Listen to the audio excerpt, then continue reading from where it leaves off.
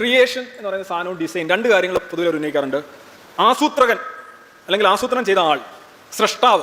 ഞാൻ പറഞ്ഞു സൃഷ്ടാവ് എന്ന് പറയുന്നത് അസംബന്ധമാണ്. സൃഷ്ടി സാധ്യമല്ല. സൃഷ്ടി എന്ന് പറഞ്ഞാൽ സംഭവം സാധ്യമല്ല, അത് പേപ്പറിൽ പോലും സാധ്യമല്ല. പിന്നെ ഒരു ആസൂത്രകനാണ്, ഡിസൈനർ എന്നാണ്. പക്ഷേ സൃഷ്ടി എന്ന് പറയുന്നതും ആസൂത്രണം എന്ന് പറയുന്നത് രണ്ട് കാര്യങ്ങളാണ്.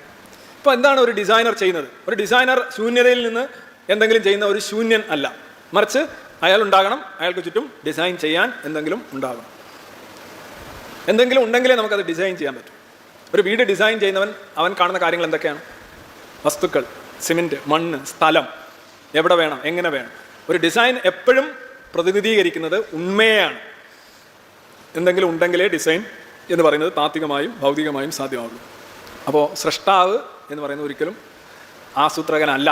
ആസൂത്രകന് സൃഷ്ടി നടന്നെങ്കിലേ, സൃഷ്ടി എന്ന് പറയുന്ന സാധനമല്ല, എന്തെങ്കിലും ഉണ്ടെങ്കിൽ മാത്രമേ ആസൂത്രണം ചെയ്യാൻ പറ്റൂ. അപ്പോൾ ദൈവം വെറും ആസൂത്രകനാണെങ്കിൽ ജസ്റ്റ് ഫോർ എ ഹൊറർ സൃഷ്ടി വേറെ ആരോ ചെയ്ത് കൊടുക്കേണ്ടി വരും അദ്ദേഹത്തിന്. അദ്ദേഹം വേറെ ഒരാളെ നിയമിച്ച് ഇതൊക്കെ ഉണ്ടാക്കേണ്ടി വരും. That's A difference. ഇനി ഇദ്ദേഹം തന്നെയാണ് സൃഷ്ടി നടത്തിയതെങ്കിൽ പിന്നീട് ആസൂത്രണം വേണ്ടി അദ്ദേഹം തന്നെ ആസൂത്രകനാകുകയും ചെയ്യുന്നു. അതാണ് ഞാൻ പറഞ്ഞ അനാദിയായ ബാലേന്ദ്രമേനോൻ.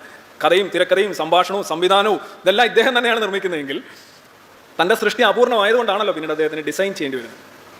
ഡിസൈൻഡ് ആയിട്ടൊരു സാധനം അദ്ദേഹത്തിന് ആദ്യം ഉണ്ടാക്കാൻ കഴിഞ്ഞില്ല. ദൈവം പൂർണ്ണനാണെന്ന് പറയുന്നതിന് വിരുദ്ധമാണ് ഈ കാര്യം.